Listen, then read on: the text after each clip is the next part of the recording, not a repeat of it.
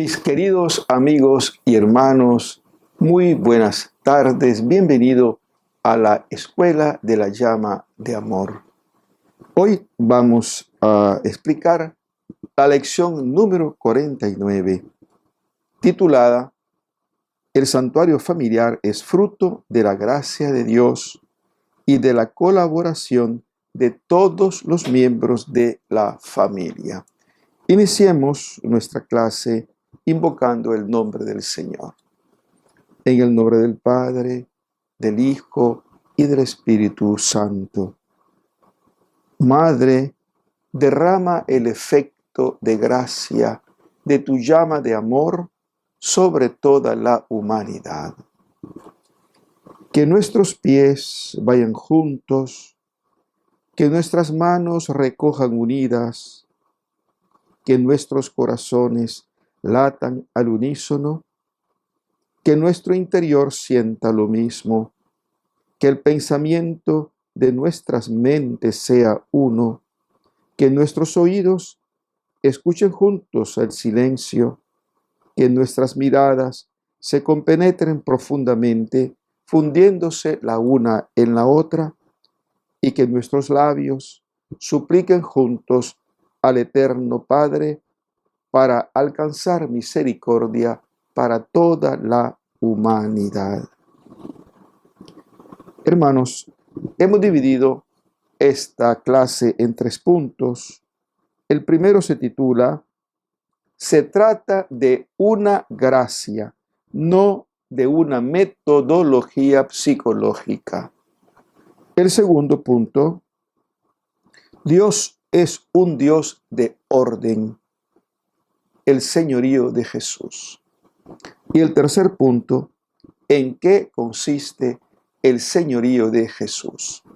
Ya hemos hablado en otros puntos de esta escuela, en otras lecciones, acerca del señorío de Jesús, acerca del santuario familiar.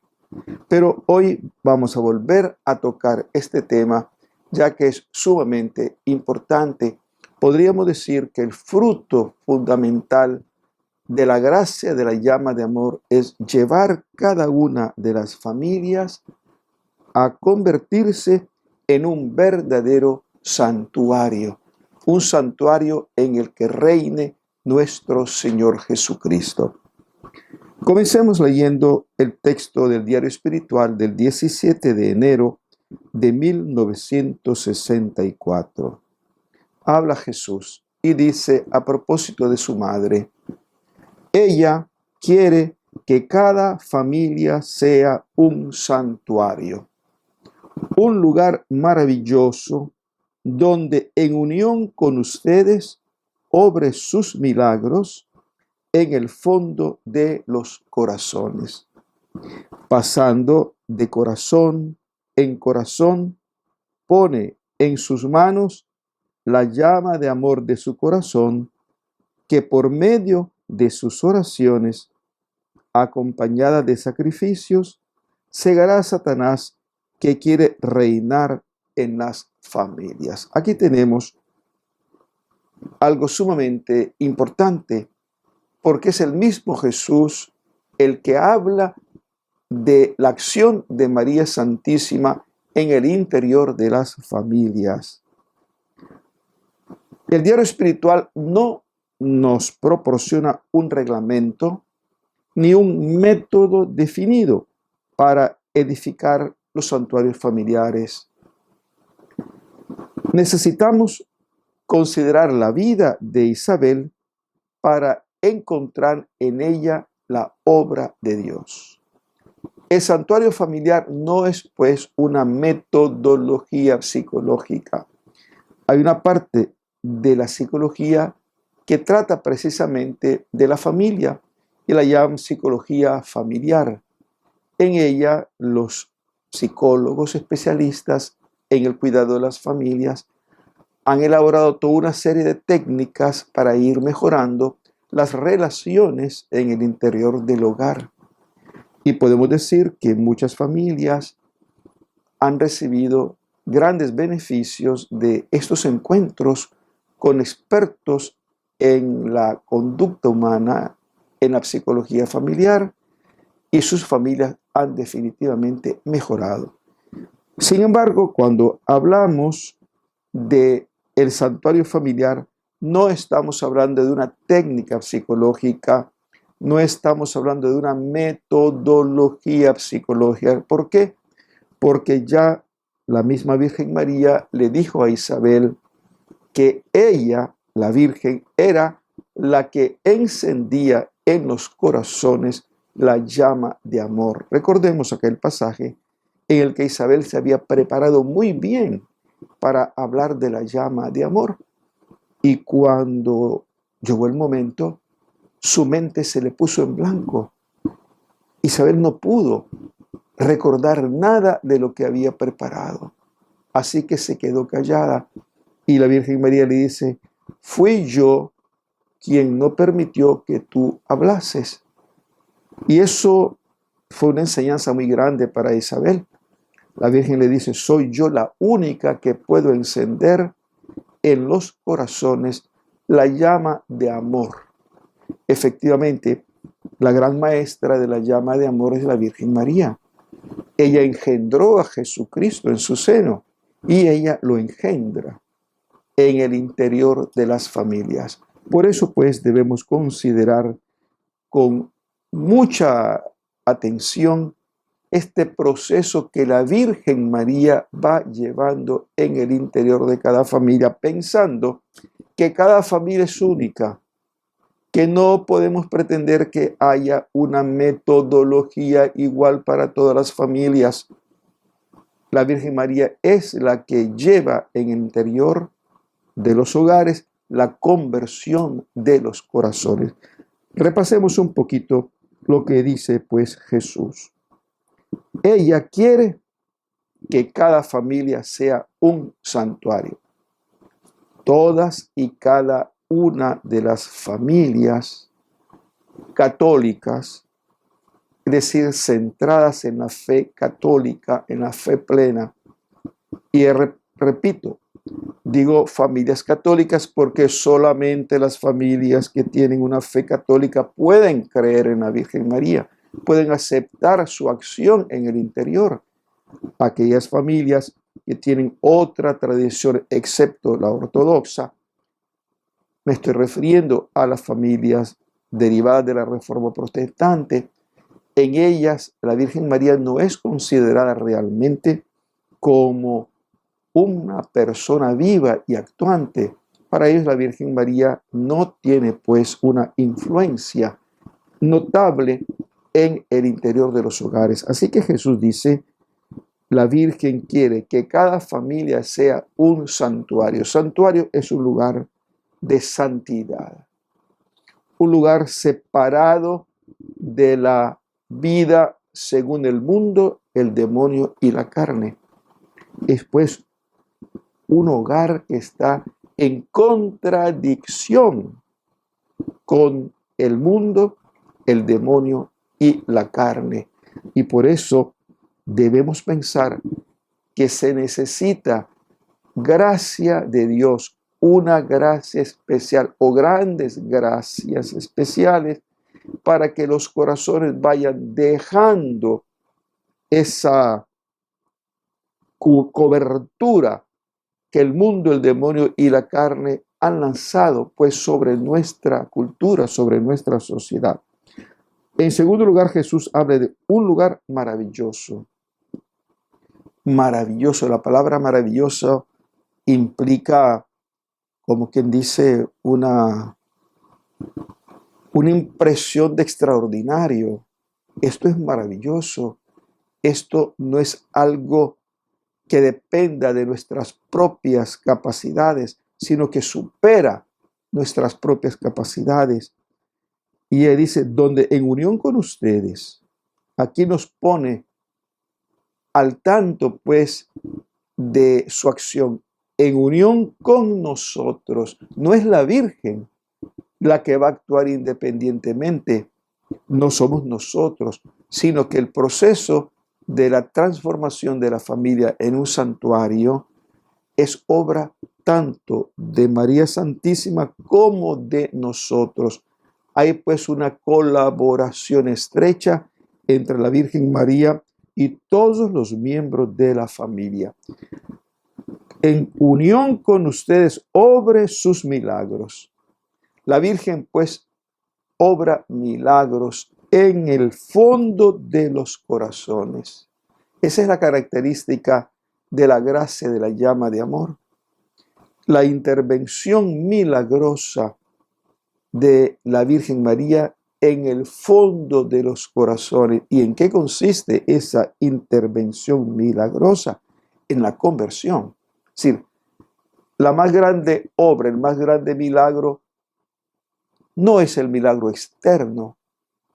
Jesús hizo milagros maravillosos como multiplicar el pan. Sin embargo, es más difícil para Jesús transformar un corazón que multiplicar los panes. Es un milagro más grande la conversión del corazón que la multiplicación de los panes. Y por eso podemos ver cuando en el monte Calvario el buen ladrón se convierte.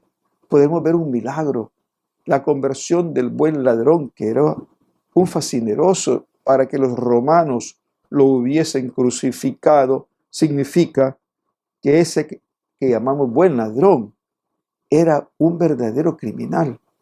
La justicia romana lo condena por criminal.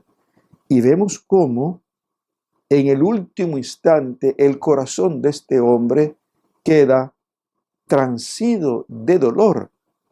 Y dice, creo que es una de las grandes místicas, que el buen ladrón se convirtió por la oración de la Virgen María. Que él se convirtió cuando vio a la Santísima Virgen llorar al pie de la cruz. Entonces, ese milagro de la conversión de los corazones lo realiza de manera especialísima la Virgen María, porque nosotros no podemos realizar milagros. Nuestras palabras a lo más convencerán a las personas de la importancia de la llama de amor, pero no es lo mismo estar convencido intelectualmente de que la llama de amor hace maravillas que experimentarlas en lo profundo del alma. Y ahí está precisamente el milagro de la llama de amor, pasándola de corazón en corazón.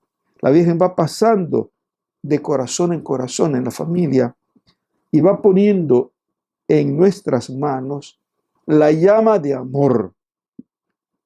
Fijémonos que la Virgen pone en nuestras manos, pasa de uno en uno, de corazón en corazón, y además pone en las manos de cada uno el instrumento de la llama de amor de su corazón, que por medio de nuestras oraciones y sacrificios, este milagro de la llama de amor es una respuesta de la Virgen María a la fidelidad a nuestra oración personal y familiar. Y dice, acompañada de sacrificios, cegará Satanás. La llama de amor, instrumento que María pone en nuestras manos, cegará a Satanás por nuestras oraciones y sacrificios. Satanás que quiere reinar en las familias. Entonces, hermano, las verdaderas familias cristianas son templos donde reina Jesús. La conversión de los hogares a Jesucristo es un don de Dios y no el fruto de las técnicas humanas. Aquí es donde nosotros nos podríamos confundir. Algo así como que haciendo marketing sobre la llama de amor, vamos a llegar a que la llama de amor convierta todos los corazones de América y del mundo entero. No es un marketing, no estamos aquí haciendo marketing, no estamos haciendo propaganda de la llama de amor. Estamos tratando humildemente de poner en evidencia para ustedes, queridos hermanos, los puntos más importantes de este mensaje de María Santísima. Y yo creo que esto es como quien dice el meollo del asunto. Es María Santísima la que en el interior de nuestros hogares, con nuestra colaboración, oración y sacrificio, irá transformando los corazones, es decir, irá haciendo el milagro más grande. No los milagros externos, sino el milagro más grande. Se trata de una gracia que debe ser acogida con humildad y con fe, como un regalo que brota de los corazones de Jesús y de María, sabiendo que este regalo viene del Padre eterno. Tratemos pues de entresacar de las páginas del diario una lista de aquellos elementos que ayudarán a una familia a convertirse en un santuario. Entonces, en primer lugar, para nosotros, discípulos de Cristo, la familia es una institución de derecho divino. Miren, esto es importantísimo. Actualmente tenemos en esta reingeniería social que el nuevo orden mundial quiere establecer en todas las naciones de la tierra, la idea de que la familia es meramente el fruto de las circunstancias sociales, psicosociales, que es fruto de una evolución de la cultura del hombre. Y nos encontramos en todos estos escritos de los teóricos de la familia que ya no hay una familia, sino que hay toda una serie de familias. En una ocasión leí alrededor de 15 o 20 maneras de hacer familia. Todo eso se opone completamente al pensamiento de la palabra de Dios. Desde el Génesis nos encontramos con que la familia es obra de Dios, es misterio divino. Por eso dejará el hombre a su padre y a su madre y se unirá a su mujer y será una sola carne con ella. La palabra de Dios desde el inicio nos centra en el elemento más importante de la sociedad humana. Y cuando hablamos de que la familia es un misterio divino, no estamos hablando de que la familia sea un misterio divino dentro de la fe católica, no. Es un misterio divino para toda la humanidad. Desde el inicio Dios quiso que toda la humanidad se fundamentara en el misterio de la familia. Por eso, un matrimonio entre un hombre y una mujer en cualquier parte del mundo, aunque no sea bajo sacramento, es un matrimonio, diríamos, que no puede ser disuelto. Es indisoluble. No podemos pensar que cuando dos personas que no son bautizadas y no conocen a Jesucristo se casan, se pueden divorciar así por así. Eso va realmente contra el designio divino. El divorcio es un pecado en cualquier parte del mundo y en cualquier época de la humanidad, porque se aparta del designio divino. Dios quiso que toda familia humana se fundamentara en esa unión indisoluble entre el hombre y la mujer. Así que ese misterio de fe que es la familia tiene que ser verdaderamente respetado porque es la voluntad de Dios. Y cuando ese misterio divino se rompe, lo que tenemos es el desorden en la sociedad. El apartarse de la voluntad de Dios lleva a esta sociedad al desorden. Y cuando hablamos de desorden, estamos hablando de un desastre espiritual, un desastre afectivo, un desastre emocional, un desastre social, porque La sociedad se basa en el designio divino y no en la estructura que el hombre crea. Y por eso todas estas concepciones que se dan acerca de las familias, según los teóricos del orden mundial, son erróneas, porque no está Dios en el centro de ellas y van a conducir esta sociedad precisamente a ese desorden, a esa falta de armonía, esa falta de felicidad. Entonces, queridos hermanos, no son los criterios sociológicos o culturales los que van a determinar la naturaleza y la finalidad de la familia. En el plan de Dios, el hombre debe unirse a su mujer y formar con ella una sola carne. Son un hombre y una mujer los que forman el matrimonio según Cristo. Desde el inicio están pues excluidos los matrimonios entre personas de un mismo sexo y las aberraciones promovidas por grupos de presión paganizantes. Pasemos ahora, queridos hermanos, al número 2. Dios es un Dios de orden. El señorío de Jesús.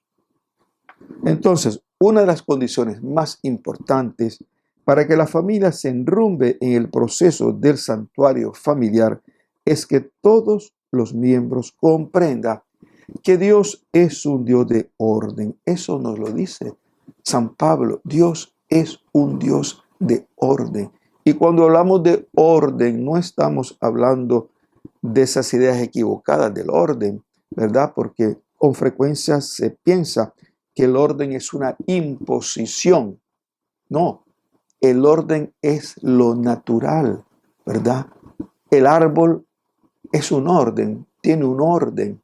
Las raíces del árbol no están para arriba y la copa del árbol no está enterrada. No, las raíces están en tierra y la copa está en el aire y los frutos penden de las ramas. Ese es orden. Ahí no hay ninguna violencia, al contrario, ahí hay armonía. Si el árbol tuviera la copa enterrada y los frutos enterrados y las raíces en el aire, tendríamos pues un auténtico desastre. Imagínense ustedes cómo sería una naturaleza en la cual los árboles estuvieran enterrados y las raíces en el aire. Sería un total absurdo. Dios hace bien las cosas. Dios nos hace ordenados. Y cuando sacamos a Dios de su propio designio, lo que tenemos es totalmente el desorden. Por ejemplo, ¿cuántas veces se ha intentado hacer que los seres humanos tengan genes, por ejemplo, de monos? Hay muchos proyectos que han tratado de lograr un homúnculo. Y yo me imagino que si algún día lo logran, sería verdaderamente un desastre. Decían que querían en China hacer un nuevo hombre que fuera medio bruto y fuerte para que lo pudiéramos utilizar como esclavos. Imagínense ustedes qué aberración. Crear un hombre que casi no tuviese inteligencia, pero que fuese muy musculoso y pudiéramos emplearlo como esclavo.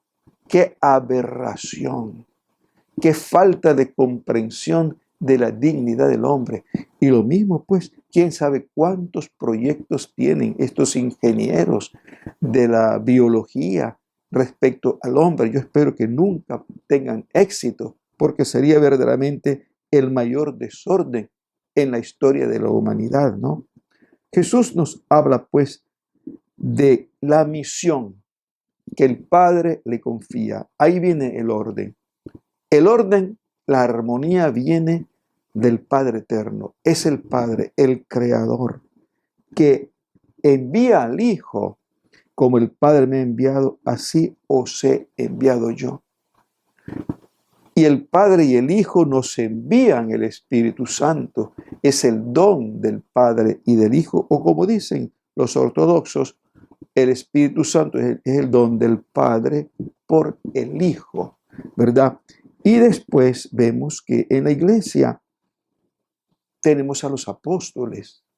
Los apóstoles son enviados por Jesucristo. Y tenemos después a los sucesores de los apóstoles, que son los obispos, y los colaboradores de los obispos, que somos los sacerdotes, especialmente los párrocos. Y después el envío que el obispo hace de personas muy importantes en la vida pastoral de la iglesia, como tenemos los catequistas, los operadores pastorales, pero de manera muy, muy especial tenemos ese don de la paternidad. Dios a cada hombre y mujer los envía con una vocación propia.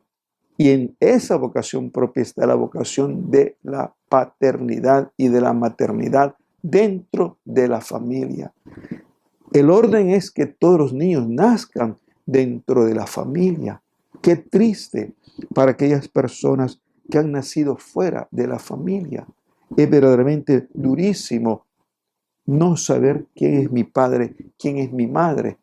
Ahora con tantos niños de probeta que no saben quién es el papá, no saben quién es la mamá. ¿Verdad? Qué cosa tan tremenda. Esos vientres de alquiler. Cuando yo puedo encargar a un niño pagando y pues una mujer que tiene necesidad de dinero alquila su vientre y después se llevan a aquellos que pagaron, se llevan al niño. Imagínense qué cosa tan terrible para un niño no saber en realidad quién es su madre, quién es su padre. Todo eso es un tremendo desorden, un desorden que destruye la paz en los corazones. Entonces, queridos hermanos, ustedes, padres de familia, tienen una misión increíblemente extraordinaria dentro de ese plan de Dios. Si ustedes cumplen plenamente esa vocación que Dios les ha dado, vamos a tener familias santas, vamos a tener santuarios familiares. Y esto es lo que la Virgen Santísima quiere para las próximas generaciones de la iglesia, familias santas. Ahorita cuando hay tanta incertidumbre y cuando hay tantas profecías que nos están diciendo que la iglesia va a desaparecer o que la iglesia va a quedar reducida a las catacumbas, debemos pensar que estamos preparando esos últimos tiempos del gran combate y la Virgen nos está dando este instrumento de la llama de amor para que cada familia que recibe esta gracia la honre. Honrar esa gracia, es decir, disponernos con todas las actitudes del alma, del corazón, a poner en práctica las enseñanzas de la Santísima Virgen María para que nuestros hijos, nietos, bisnietos lleguen realmente a formar santuarios familiares. Cuando las personas, en vez de ajustarse a la voluntad de Dios, hacen la suya, viene el desastre, viene el desorden, cuya expresión más grande es el pecado y cuyo resultado es el dolor, es el sufrimiento, la guerra, la destrucción de la humanidad. Ahorita mismo no estamos en vilo frente a la megalomanía de los dirigentes de Rusia que están arrasando a sangre y fuego ese pueblo indefenso de Ucrania. Todo el mundo está angustiado viendo ese desastre espantoso, esas matanzas increíbles que se están realizando, esa destrucción de los edificios de todo un pueblo. Ese es el desorden, ese es el fruto del pecado y del pecado fundamental que es la soberbia. Cuando el hombre dice a Dios, no, yo no quiero tu orden. Yo voy a hacer un orden según el mío.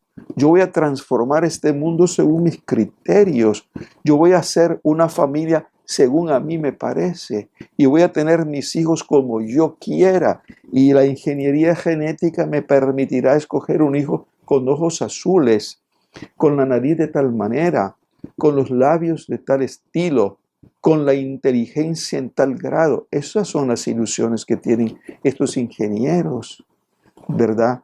Estos ingenieros genéticos piensan que en el futuro podemos diseñar el hombre que nosotros queremos como hijo. En realidad, se trata de puras ilusiones que van a terminar definitivamente en un tremendo fracaso.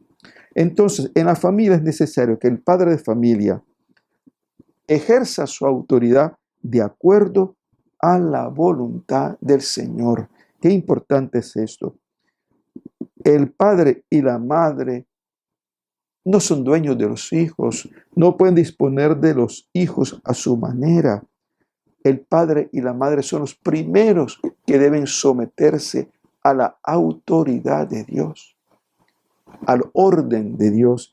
Y los hijos tienen que someterse a la autoridad de los padres. Actualmente tenemos un problema enorme, verdaderamente, cuando los hijos ya no reconocen la autoridad de los padres. Y más aún, cuando los padres no se hacen dignos de la autoridad que Dios les ha dado, porque van más allá de esa autoridad y respetando los derechos de Dios.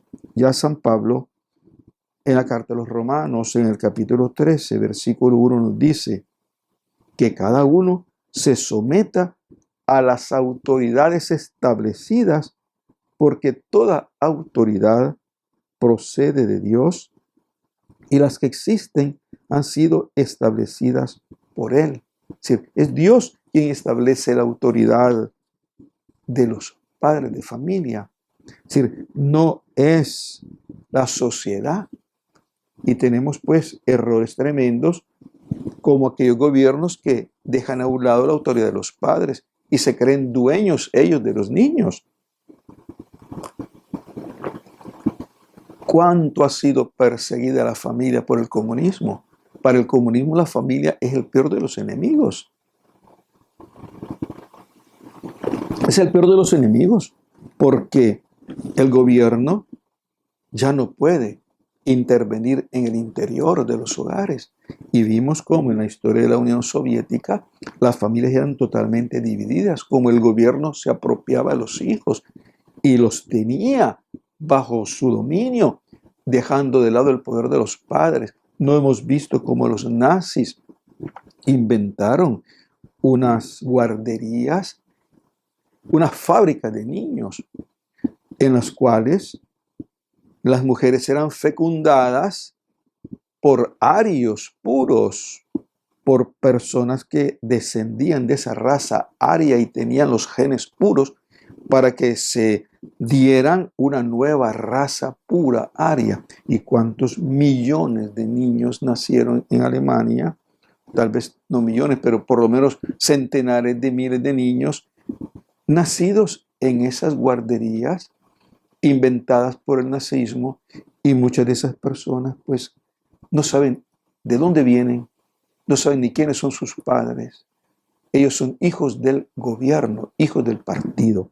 Entonces, San Pablo nos habla en la carta a los Efesios, en el capítulo 6, en el primer versículo, y dice: hijos, obedezcan a sus padres en atención al Señor, porque esto es lo justo.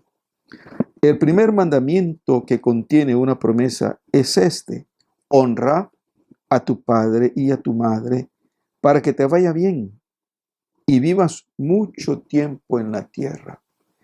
Padres, no irriten a sus hijos, edúquenlos más bien en la disciplina e instrúyalos en el amor de Dios.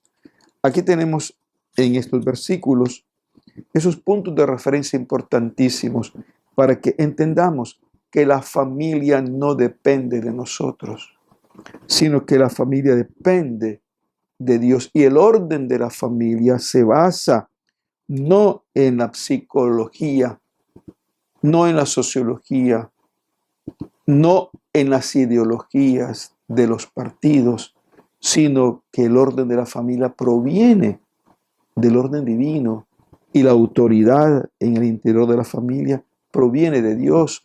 Por eso los textos bíblicos implican la obediencia. En primer lugar, la obediencia a Dios. Y quien obedece en la familia, obedece por amor a Dios, viendo en el Padre, viendo en la Madre a Dios mismo. Queridos hermanos, el señorío de Jesús consiste pues en reconocer que nosotros no somos dueños de nuestra propia vida, sino que nosotros somos de Dios, dependemos de Dios. Todo lo que tenemos no nos pertenece. Nuestra voluntad no nos pertenece. Pertenecemos a Dios, pertenecemos a Jesucristo, pertenecemos al Espíritu Santo. Somos criaturas y precisamente cuando nosotros vivimos nuestra condición de criatura en el orden establecido por Dios, es que somos felices. La felicidad no está en el desorden, porque el desorden proviene del pecado, proviene de ese pecado que Adán y Eva instituyeron cuando le dijeron a Dios: nosotros no tenemos necesidad de ti, nosotros queremos ser como tú y no tenemos por qué obedecerte. ¿En qué consiste el señorío de Jesús? En los escritos del Nuevo Testamento, en los Hechos de los Apóstoles, en las epístolas de San Pablo y en numerosos otros pasajes de las Sagradas Escrituras se proclama que Jesús es el Señor. Es decir, que Jesús es Dios, que es el dueño de todo y de todos. Es Dios quien puso todo bajo la autoridad de Cristo. Esto es formidable. Dios puso todo cuanto existe bajo la autoridad de Cristo. Y cuando se cumpla el final de los tiempos, Cristo pondrá todo en las manos de su Padre. Por eso venimos del Padre y vamos al Padre en Cristo por Cristo en el Espíritu Santo. Ese es el camino. Venimos de Dios dentro del orden divino y volvemos hacia Dios en Cristo, que es el que reordenó este mundo. Con su misterio de muerte y resurrección, Jesucristo reordenó este mundo, es decir, lo sacó del pecado y le dio su sentido, que es la glorificación de Dios. Y me dirán ustedes, pero lo que nosotros vemos es un inmenso desorden. Claro, este inmenso desorden es producido por el pecado, pero nosotros que pertenecemos a Jesucristo somos aquellos que luchamos contra el pecado. Y luchando contra el pecado ponemos orden en nuestra vida. Ese es el punto. Cuando yo me encuentro con Jesucristo, me someto a Jesucristo y con el poder del Espíritu Santo rechazo todo lo que no es según Cristo. Ese es el señorío de Jesús. Ya no hago de mi vida lo que yo quiero. Ya no conduzco mi vida como a mí me parece. Ya no dispongo de mi dinero como yo quiero. Ya no dispongo de mis movimientos, de mis acciones a mi estilo, sino que me someto a Jesucristo y estoy dependiendo de Cristo y dependo de Cristo por la acción del Espíritu Santo. Y entonces, queridos hermanos, el señorío de Jesús se va construyendo cada día en esa lucha diaria y permanente contra el mundo, el demonio y la carne. Ya lo hemos hablado, ya hemos dicho pues que dentro de nosotros mismos hay una enorme división. Esa división que nos lleva a la autoproclamación de nuestra falsa divinidad. Nos consideramos dioses independientemente de Dios. Ese terrible sentimiento de la autonomía, queremos ser como dioses y queremos dirigir nuestra vida como a nosotros nos plazca y la sociedad como nos plazca. Eso es fruto de la carne. La carne en el interior nuestro lucha contra el designio divino. Pero cuando encontramos a Jesucristo, cuando por el bautismo nos rendimos a Cristo y lo reconocemos como Dios y Señor de nuestra vida, recibimos el don del Espíritu Santo que nos hace fuertes contra la acción del mundo, del demonio y de la carne.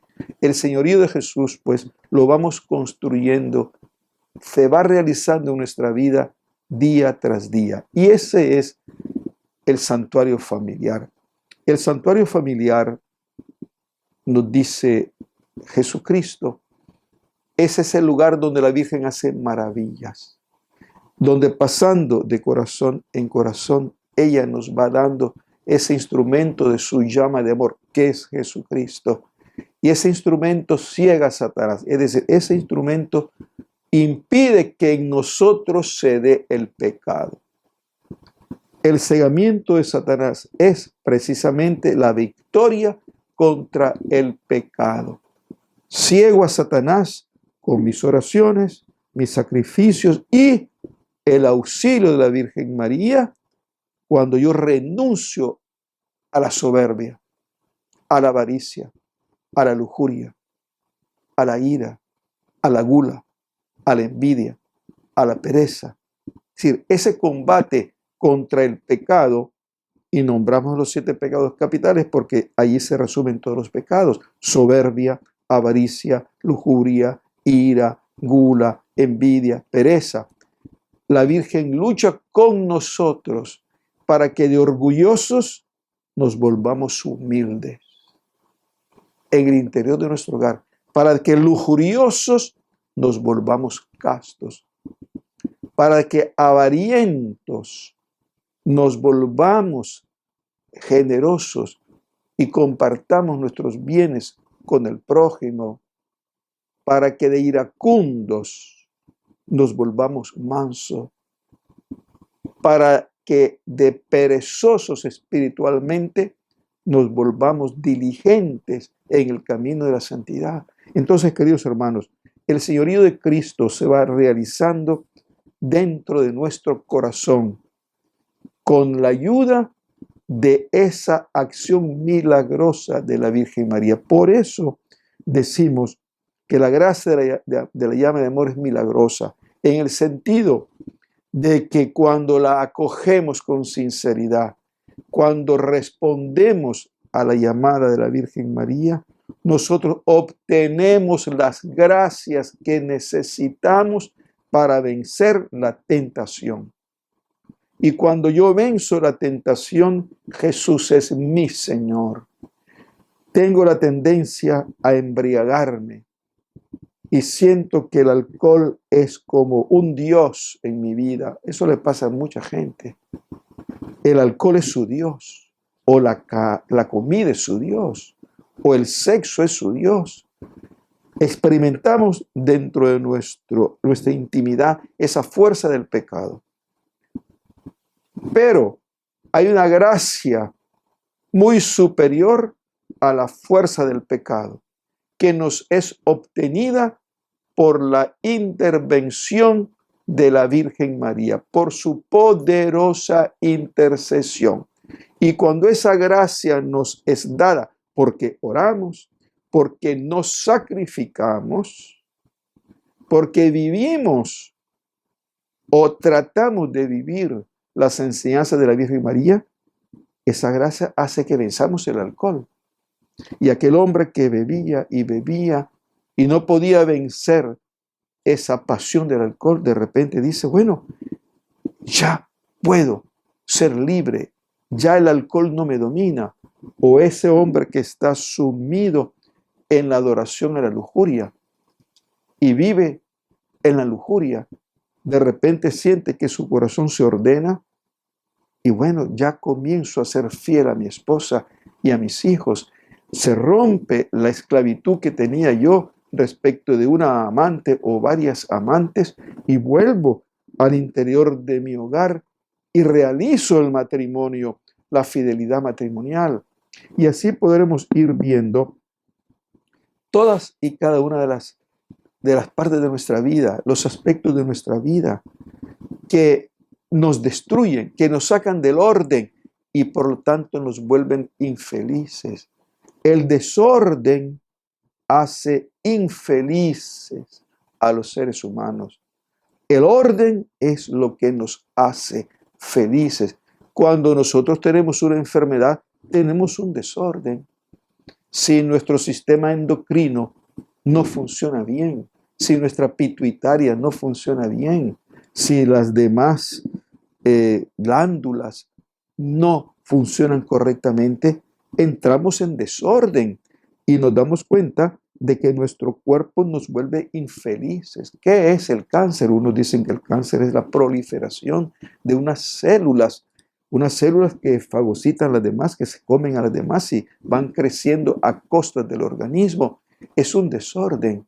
Pues lo mismo pasa en la vida espiritual. Cuando nosotros, en vez de seguir el camino que Dios nos ha dado, especialmente en la vida familiar, nosotros seguimos nuestras propias inclinaciones.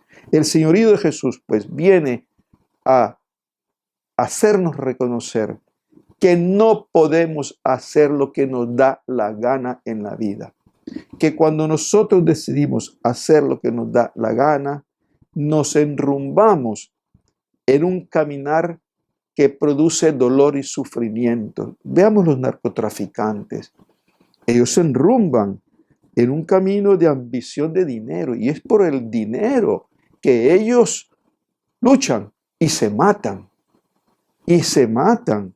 ¿Cómo es posible que estos hombres mueran por la droga y viven una vida desgraciada? No tenemos al Chapo Guzmán ahorita, pues, para toda la vida encerrado en una prisión de máxima seguridad en los Estados Unidos. ¿De qué le sirvió este señor? Pablo Escobar, ¿de qué le sirvió tanto dinero y haberse manchado las manos de sangre para tener poder? ¿De qué le sirvió? De nada. Eso pasa cuando nosotros nos enrumbamos fuera del orden querido por Dios. Nosotros, cuando nos enrumbamos en el camino de Cristo, somos pobres. Y ser pobre no significa ser miserable. Ser pobre significa tener lo correcto para vivir. Pero teniendo lo correcto para vivir, tengo la felicidad en mi familia, porque no me mato trabajando para obtener a mi familia beneficios que no necesita. ¿Por qué en mi familia tiene que haber una televisión último modelo en cada cuarto? ¿Por qué tengo yo que tener tantas casas si solamente vivo en una? ¿Por qué tengo que tener tantos millones de dólares si al cabo de unos años me vuelvo viejo y esos millones de dólares, qué serán? Bueno, son millones de ejemplos los que podemos poner.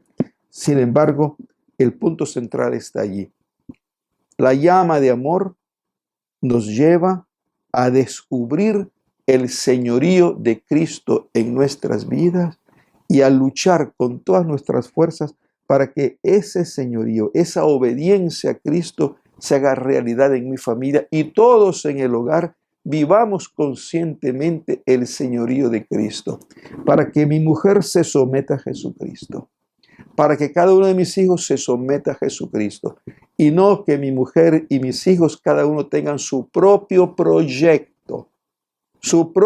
proyecto independiente del proyecto de Dios. Cuando en la familia todos coincidimos en someternos a Jesucristo y lo hacemos con amor, recibimos de Cristo Jesús la gracia del Espíritu Santo. Y el Espíritu Santo que produce en el interior de la familia sus frutos, amor o caridad, gozo, paz, paciencia, longanimidad, bondad, mansedumbre, fe, fidelidad, modestia, continencia, castidad. ¿Qué más queremos? Si en una familia se producen los frutos del Espíritu Santo, somos felices. No seremos millonarios porque no lo necesitamos, pero sí queremos ser felices. No queremos dominar a los demás porque no es el plan de Dios que yo domine a mi hermano y lo esclavice y lo explote para enriquecerme. No, respeto a mi hermano, porque soy siervo de Jesucristo y mi hermano es también siervo de Jesucristo. Eso es lo que la Virgen María nos está pidiendo. Los católicos somos alrededor de 1.400 millones actualmente. ¿Qué tal si los 1.400 millones de católicos formáramos familias en las que Cristo Jesús fuese el Señor y abandonásemos la falsa manera de vivir, la equivocada manera de vivir? ¿Qué pasaría con este mundo? Si en las instituciones internacionales, en los gobiernos, estuvieran personas sometidas a Jesucristo e influyeran para que todos los demás conocieran a Jesucristo y se sometieran a Jesucristo, ¿no tendríamos una sociedad feliz? Pues claro, de ahí viene la felicidad de la sociedad, del señorío de Jesús bien vivido, es decir, de la llevada a la práctica de la llama de amor del Inmaculado Corazón de María. Leamos, queridos hermanos, para terminar, este párrafo del 15 de febrero de 1964. Jesús habla a Isabel y le dice: «¿Cómo me agrada cuando tu corazón siente conmigo y se estremece por cada pequeñez, por cada cosa pequeña». Es la continua docilidad a mis inspiraciones que inunda tu alma tan rápidamente con su luz. Yo soy la luz de Cristo, dice Jesús. Puede levantar su mirada hacia mí. Yo soy la majestad y grandeza del sacrificio, la inagotable profundidad de la misericordia, la abundancia del ejemplo, el Dios de la paciencia perdurable, la bondad inconmovible que de mí fluye hacia ustedes con caudal arrollador. Solo yo, la luz de Cristo, que soy de la misma naturaleza del Padre, he hecho todo a fin de que ustedes sean la luz del mundo. Cristo es la luz del mundo. A mí me tienen que seguir, dice Jesús. Yo, el dador de fuerza para la debilidad humana, he convencido al mundo, indicándole también con mi naturaleza humana el camino que han de seguir. Jesús nos está diciendo que Él es el Señor, que Él es el dueño de todo, el dueño de nuestra propia existencia, que Él gobierna nuestra existencia en la medida en que nos sometemos a Él, en que lo acogemos a Él. Y Él dice que nos muestra el camino que debemos seguir, es decir, su persona. Por eso el Evangelio, la palabra de Dios, es lo más importante. Y si queremos realmente hacer que nuestra familia se convierta en ese santuario que la Santísima Virgen desea, debemos, queridos hermanos, ir a la palabra de Dios. Es al Evangelio que debemos ir, a contemplar a Cristo Jesús, cómo actúa Cristo, cómo vive Cristo, cómo piensa Cristo, y ajustar nuestra vida a Jesús. Queridos hermanos, que esta lección les ayude a amar más la llama de amor. Y no se olviden, demos a conocer estas pequeñas lecciones. Hagamos que mucha gente la conozca. No son gran cosa. Las he hecho con mucho amor y con mucha humildad y mucha sencillez, porque actualmente necesitamos que en la iglesia entera se conozca esta gracia que transformará la iglesia. Todas las gracias son importantes y Dios da infinidad de gracias para estos últimos tiempos, pero esta gracia es especialmente diseñada por Dios para la transformación de las familias y la transformación de la iglesia. Que el Señor los bendiga, los guarde, los libre de todo mal. Tengan ustedes una feliz semana.